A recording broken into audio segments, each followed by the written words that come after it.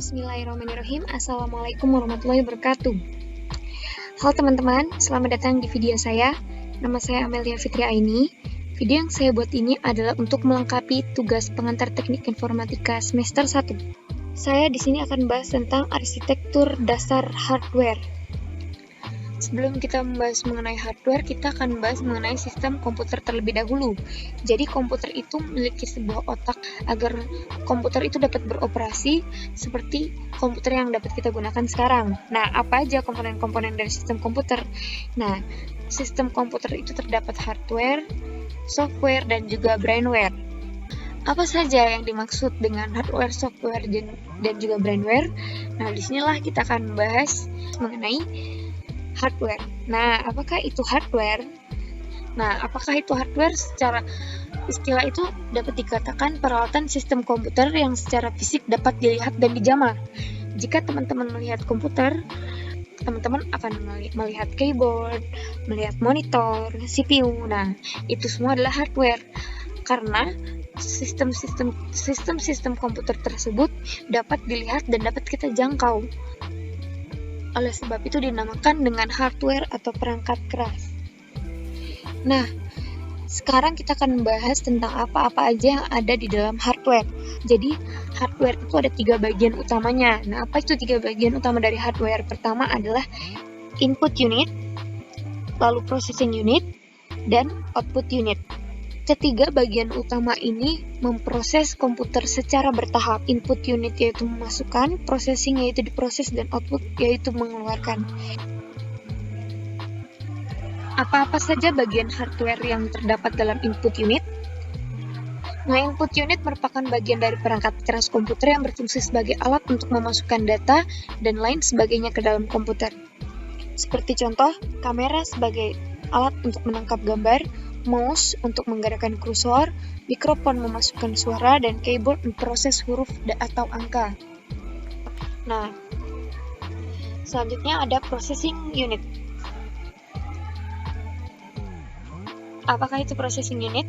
Jadi processing unit ini disebut juga dengan CPU atau Central Processing Unit yang merupakan jantung dari komputer, di mana semua sistem-sistem itu diletakkan di dalam CPU tersebut. Nah, pekerjaan dari CPU ini adalah memproses, memperhitungkan, melogika, kontrol, pengaturan hubungan kinerja antar komponen, serta mengalokasikan tempat penyimpanan sementara maupun permanen. Nah, di dalam CPU ini juga ada 3 komponen utama. Apa aja? Ada arithmetic dan logical unit atau ALU. Yang pertama ada arithmetic dan logical unit atau ALU yang melakukan perhitungan sesuai dengan instruksi program. Lalu ada control unit, yaitu tempat yang digunakan untuk menyimpan data.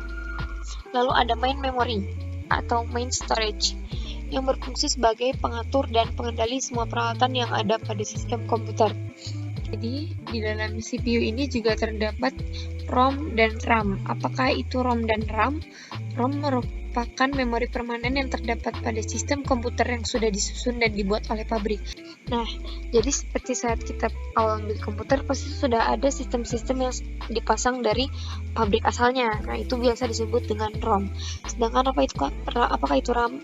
RAM adalah semua data yang dimasukkan melalui alat input pada setiap aplikasi akan dimasukkan terlebih dahulu ke dalam RAM. Nah, di saat kita menginstal sebuah aplikasi atau menjalankan sebuah aplikasi, data-data tersebut akan dimasukkan ke dalam RAM terlebih dahulu, lalu outputnya nanti akan dimasukkan ke dalam hard disk. Nah, selanjutnya yang terakhir adalah output unit. Output unit adalah perangkat keras yang berfungsi untuk menyajikan hasil output dari proses yang sedang bekerja pada komputer. Nah, output unit itu contohnya monitor, printer, dan stiker. Seperti yang sudah dibahas di dalam input unit, saat data-data dimasukkan, lalu diproses di dalam processing unit, lalu hasilnya akan dikeluarkan oleh hardware bagian output unit. Contohnya, ketika kita sedang mengambil gambar menggunakan kamera, maka data dimasukkan oleh input unit melalui kamera. lalu diproses ke dalam komputer agar disajikan dalam bentuk gambar, lalu diprinter dan dijadikan gambar dalam bentuk kertas ke dalam mesin output unit yang disebut printer. Jika diurutkan, input unit telah memproses 10% dari data, lalu diproses menjadi 50%, dan akhirnya output unit telah yang menyelesaikan proses tersebut. Cukup sekian penjelasan dari saya, semoga mudah dipahami dan berguna. Thank you, semoga bermanfaat dan semangat menjalani hari. Syukron, wassalamualaikum warahmatullahi wabarakatuh.